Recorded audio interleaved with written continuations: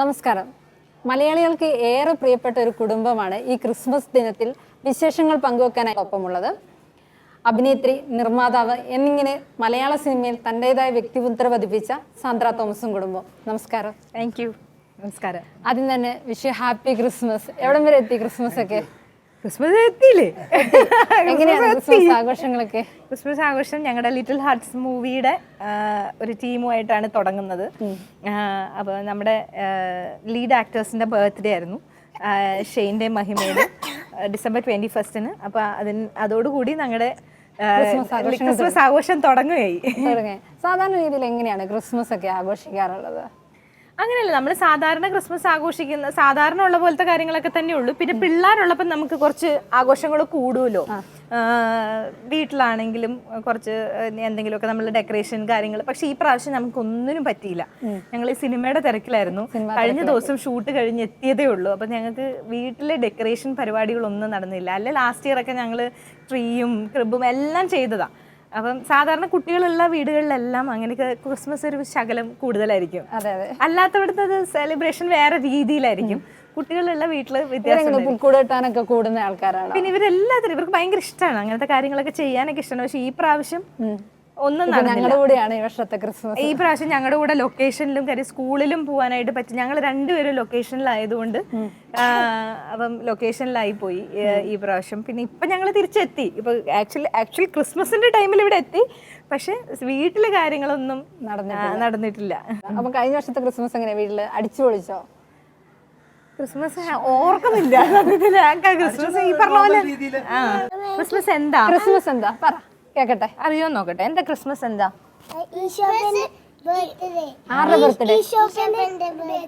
വീട്ടിൽ എന്തൊക്കെയാ ഉണ്ടാക്കുക ആ സമയത്തൊക്കെ? സ്പെഷ്യലൊക്കെ എന്താ ക്രിസ്മസിനോ? അത് ഓണത്തിനല്ലേ പായസ. ക്രിസ്മസിന് കേക്ക് മുറിക്കാറുണ്ടോ? ക്രിസ്മസിന് കേക്ക് മുറിക്കില്ല? ഉണ്ടോ? പുൽക്കൂട് വെക്കാറുണ്ടോ?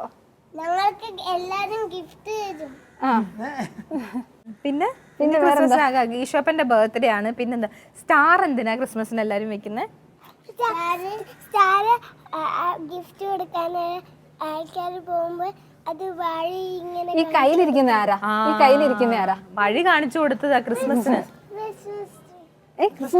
ക്രിസ്മസ് ട്രീ ആണോ? സാന്റാക്ലോസ് അല്ലേ? അപ്പൊ ഇവരും ക്രിസ്മസ് ഒക്കെ അറിഞ്ഞു വരുന്നല്ലേ ഉള്ളൂ, ചെറിയ പിള്ളേരല്ലേ. പിന്നെ ഞങ്ങൾക്ക് ഇതൊക്കെ പറഞ്ഞു കൊടുക്കാനും അതിനുള്ളൊരു ടൈം സത്യത്തിൽ കിട്ടാറില്ല.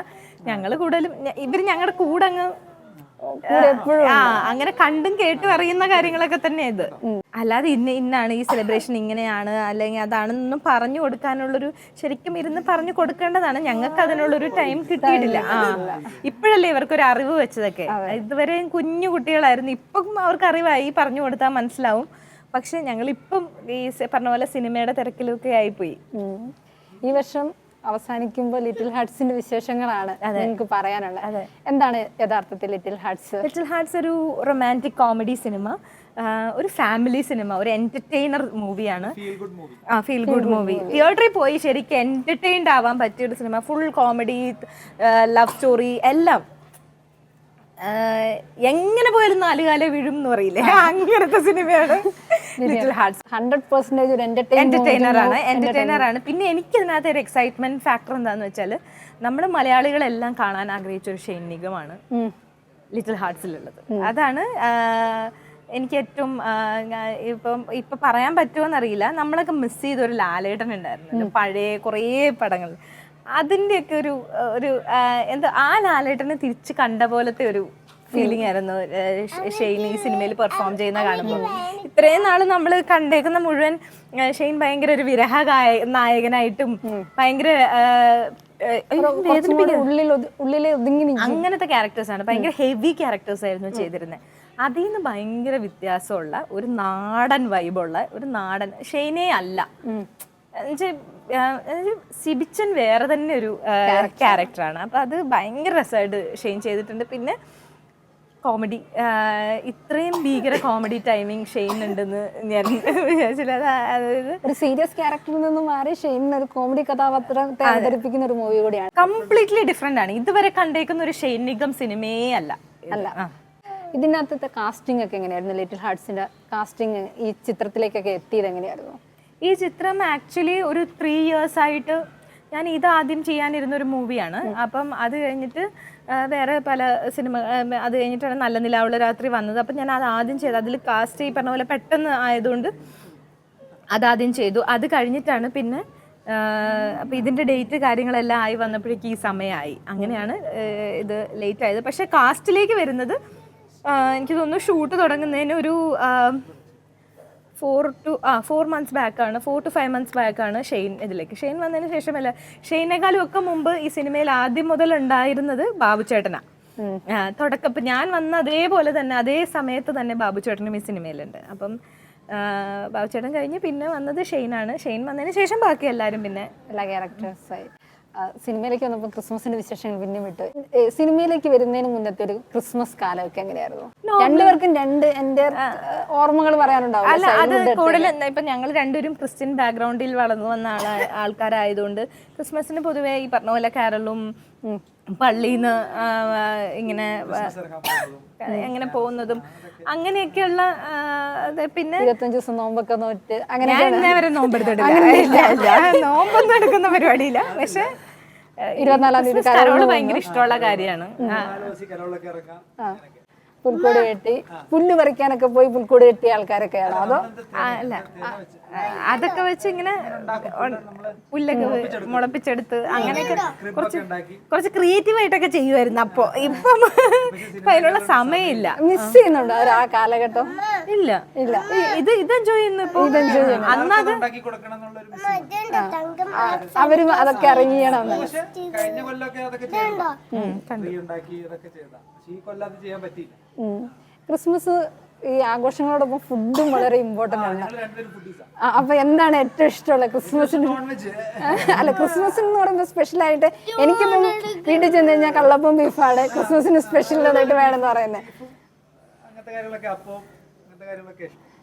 ഏറ്റവും ഇഷ്ടമുള്ള ഫുഡ് എന്താ ശരിക്കും അങ്ങോട്ടും ഇങ്ങോട്ടും ചോദിച്ചു കഴിഞ്ഞാല്? നാടൻ ഫുഡാണ് ഇഷ്ടം. ബീഫും മട്ടനും ചിക്കനൊക്കെ അങ്ങനത്തെ കാര്യങ്ങളൊക്കെ ഇഷ്ടം. ഉണ്ടാക്കി തരുമോ? രീതിയിലുള്ള ഉണ്ടാക്കി ബിരിയാണി ഉണ്ടാക്കുന്നല്ലോ. തിരിച്ചെങ്ങനെയാ ചേച്ചി? തിരിച്ച് ചായ പോലും ഉണ്ടാക്കാൻ അറിയില്ലല്ലോ.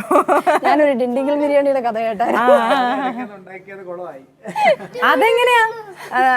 സവോള ഇടൂ, ഓക്കെ സവോള ഇട്ടു, തക്കാളി ഇടൂ, ഓക്കെ ഇട്ടു, ഇനി ഇളക്കൂ, ഇളക്കി. അതല്ലാതെ അങ്ങനെ ഉണ്ടാക്കാനൊന്നും അറിയത്തില്ല. ഞാൻ പറയുന്ന കേട്ട് ആക്ട് ചെയ്യും.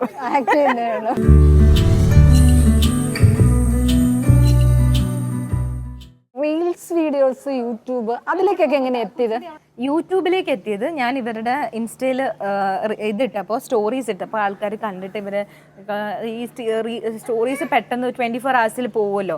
അപ്പോൾ അതൊന്ന് ഇവരെ കണ്ടുകൊണ്ടിരിക്കാനായിട്ട് എന്തെങ്കിലും അത് ആ കൊറോണയുടെ കൂടി നിന്ന സമയത്തായിരുന്നു. അപ്പോൾ ഒരുപാട് പേര് വീട്ടിൽ വെറുതെ ഇരിക്കുന്നു, ഡിപ്രഷനായിട്ടിരിക്കുന്നു, പല ഇതായിട്ടിരിക്കുന്നു. അപ്പോൾ ഈ പിള്ളേരെ കാണുമ്പോൾ ഇവരുടെ കുഞ്ഞു വർത്താനം കേൾക്കുമ്പോൾ ഒരു രസമാണല്ലോ. അപ്പോൾ അങ്ങനെ നിർത്തി. അതെന്താ അമ്മ വീഡിയോ നിർത്തി? എന്തുകൊണ്ടാ പറയണ്ടേ ചെയ്യണമെന്നൊക്കെ? അതെന്താ നിങ്ങൾക്ക് ഇഷ്ടമല്ലാത്ത? എന്താ ബിഗ് ഗേൾസ് ആയി അവർ ബിഗ് ഗേൾസ് ആയി. ഇനിയിപ്പം അവർക്ക് അവരുടേതായ പ്രൈവസി ഉണ്ട്. പിന്നെ ഈ പറഞ്ഞ പോലെ അതിനകത്തുനിന്ന് അത്യാവശ്യം നല്ല വരുമാനം ഉണ്ടായിരുന്നു. അപ്പൊ നമുക്ക് ഒരു ഇൻട്രസ്റ്റ് ഉണ്ടാവും വീണ്ടും ചെയ്യാനായിട്ട്. പക്ഷെ 2 വർഷമേ വീഡിയോസ് ഇട്ടുള്ളൂ. 2 വർഷം തന്നെ ഇട്ടില്ല. അത് കഴിഞ്ഞ് നിർത്തി. പിള്ളേർ വലുതായപ്പോ നിർത്തി. പിന്നെ അത് ശരിയല്ലല്ലോ, അത് അവരുടെ ഒരു പ്രൈവറ്റ് സ്പേസ് കളയുന്നത് ശരിയല്ല എന്ന് തോന്നിയപ്പോൾ ഞാൻ നിർത്തി. അവിടെ നമ്മൾ പൈസയോ അല്ലെങ്കിൽ വേറെ റെക്കഗ്നിഷനോ ഒന്നും നോക്കിയിട്ട് കാര്യമില്ല. കുട്ടികളെ വളർത്തുന്ന ഒരു രീതി അവർക്കൊരു റെസ്ട്രിക്ഷൻ ഇല്ലാതെയായിരുന്നു ആ സമയത്ത് വളർത്തിക്കൊണ്ടുണ്ടായിരുന്നത്. അങ്ങനെ വളർത്താൻ സ്വയം തീരുമാനിച്ചാണോ അത് ഓട്ടോമാറ്റിക്കലി വന്നു പോയൊരു സംഭവമാണോ? അങ്ങനെ ഭയങ്കര തീരുമാനം എടുത്തായതൊന്നുമല്ല, പക്ഷെ അത് വന്നു പോയി. പക്ഷെ ഇപ്പം ഞാനത് എൻജോയ് ചെയ്യുന്നുണ്ട്. അതായത് നമ്മൾ ഇറെലവൻ്റ് ആയിരിക്കണം കുട്ടികളുടെ ലൈഫിൽ. കാരണം നമ്മൾ ഭയങ്കര റെലവൻ്റ് ആയിട്ട് ഓക്കെ ഞാൻ പേരൻ്റാണ്, ഞാൻ പറയുന്നത് അനുസരിക്കണം, ഞാൻ പറയുന്ന പോലെ കേൾക്കണം, അങ്ങനെ നമ്മളെ വരുതിക്ക് നിർത്താനായിട്ടുള്ള നമുക്ക് ഇങ്ങനെ നമ്മൾ ഈ കാളേനെയും പോത്തിനെയൊക്കെ മേച്ചുകൊണ്ട് പോകുന്ന പോലെയുള്ളൊരു ആൾക്കാരല്ല കുട്ടികൾ. ഇപ്പം ഞാൻ എവിടെയോ ഒരു വീഡിയോയിൽ കണ്ടിട്ടുണ്ട്, എവിടുന്നും സ്നേഹം കിട്ടിയിട്ടില്ലാത്ത ആൾക്കാർക്ക് കിട്ടാനുള്ള ഏറ്റവും നല്ല സോഴ്സാണ് മക്കൾ എന്ന് പറയുന്നത്. മക്കള് എന്തൊക്കെ വന്നാലും പാരന്റ്സിനെ സ്നേഹിച്ചിരിക്കും. പിന്നെ നമ്മുടെ സ്വഭാവം കൊണ്ടും നമ്മളവരെ ലിമിറ്റ് ചെയ്യുന്ന രീതികൾ കൊണ്ടും ഇങ്ങനെയൊക്കെ പല കാരണങ്ങൾ കൊണ്ടായിരിക്കാം ഈ പാരന്റ്സുമായിട്ട് മക്കൾ അകലുക. അല്ലെങ്കിൽ ഉറപ്പായിട്ടും കാര്യം അവർ അൺകണ്ടീഷണൽ ആയിട്ട് സ്നേഹിക്കുന്നത് പാരന്റ്സിനെ ആയിരിക്കും. ഫസ്റ്റ് അവർ കാണുന്നത് പാരന്റ്സിനെയാണ്. അവർ ഫസ്റ്റ് അവരുടെ ഫ്രണ്ട് പാരന്റാണ്. ഇതെല്ലാം നമ്മൾ കുറച്ച് കഴിയുമ്പോഴത്തേക്കും നമുക്ക് നമ്മുടെ അധികാരം കാണിക്കാനായിട്ടുള്ള ആൾക്കാർ, നമുക്ക് ചെയ്യാൻ പറ്റാത്തതൊക്കെ ചെയ്യിപ്പിക്കാനായിട്ട് ഉള്ള ആൾക്കാരായിട്ടൊക്കെ നമ്മൾ മക്കളെ കണ്ടു കഴിഞ്ഞാൽ അവർ നമ്മളെ പയ്യെ നമ്മളെ അവർ വലുതാവും തോറും നമ്മളെ അകറ്റാൻ തുടങ്ങും. അപ്പം അത് എനിക്ക് ആവണമെന്നില്ല. അത് മാത്രമല്ല, അവർ സ്വയം കാര്യങ്ങൾ ചെയ്യാനായിട്ട് അവർക്ക് എപ്പോഴും ഞാൻ പുറകെ നടന്ന് അല്ലെങ്കിൽ ഞങ്ങൾ രണ്ടുപേരും പുറകെ നടന്ന് ഞങ്ങൾ പ്രൊട്ടക്റ്റ് ചെയ്യാനുണ്ട്, ഞങ്ങൾ പ്രൊട്ടക്റ്റ് ചെയ്യും, നിങ്ങളൊന്നും ചെയ്യേണ്ട, ഞങ്ങൾ പ്രൊട്ടക്റ്റ് ചെയ്യും, നിങ്ങളെ എങ്ങനെ വന്നാലും എങ്ങനെ ഫോൾ ബാക്ക് ചെയ്താൽ ഞങ്ങളുണ്ട് പിടിക്കാൻ എന്ന് പറയുന്ന രീതിയിൽ ഞങ്ങൾ ഒരിക്കലും പോയില്ല. കാര്യം അവരുടെ കാര്യങ്ങൾ അവർ തന്നെ നോക്കണം, അവർ തന്നെ കേപ്പബിൾ ആയിരിക്കണം. ലൈഫിൽ എപ്പോഴും എല്ലാവരും പുറകിൽ നിന്ന് പിടിക്കാനുണ്ടാവില്ല. അപ്പോൾ അവർ സ്വയം കേപ്പബിൾ ആവാൻ. അന്ന് സ്വിമ്മിംഗ് പൂളിൽ താഴെ വീഴപ്പോ അമ്മയല്ലേ വന്ന് പിടിച്ചത്? അത് സ്വിമ്മിംഗ് പൂളിലായതുകൊണ്ടല്ലേ. അതല്ലാതെ അവര് വീഴ്ചയിൽ തന്നെ എഴുന്നേറ്റ് വരണം. അവര് പ്രയാസങ്ങൾ സ്വയം നേരിട്ട് അതിൽ നിന്ന് വെളിയിലേക്ക് വരാനായിട്ട് അവർ സ്വയം പര്യാപ്തരാവണം. അപ്പം എല്ലായിടത്തും നമ്മൾ പൈസ കൊണ്ടാണെങ്കിലും അല്ലെ നമ്മുടെ എക്സ്പീരിയൻസ് കൊണ്ടാണെങ്കിലും ഇങ്ങനെയുള്ള കാര്യങ്ങൾ കൊണ്ടൊന്നും നമ്മൾ ആ പിള്ളേരെ റെസ്ട്രിക്ട് ചെയ്യരുത്. ഞാൻ ഇവിടെ വീണപ്പോ അയ്യോ അയ്യോ എന്ന് പറഞ്ഞിട്ട് നിൽക്കുവായിരുന്നില്ല. ഞാൻ അങ്ങനെ അയ്യോ വെക്കൂല. അമ്മ അങ്ങനെ അയ്യോ എന്ന് വെക്കാറില്ല.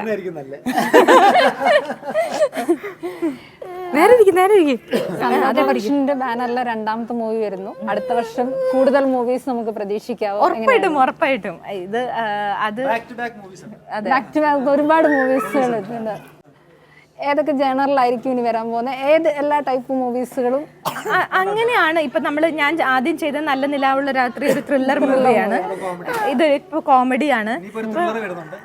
ഇപ്പൊ ഞാൻ ആദ്യം ചെയ്ത ഇപ്പം ഫ്രൈഡേ കഴിഞ്ഞിട്ട് ഞാൻ രണ്ടാമത് ചെയ്ത സിനിമയാണ് മങ്കിപ്പൻ. മങ്കിപ്പൻ എല്ലാവർക്കും ഇഷ്ടമുള്ള ഒരു പടമായിരുന്നു. അതേപോലത്തെ ഒരു സിനിമയായിരിക്കും ലിറ്റിൽ ഹാർട്സ്.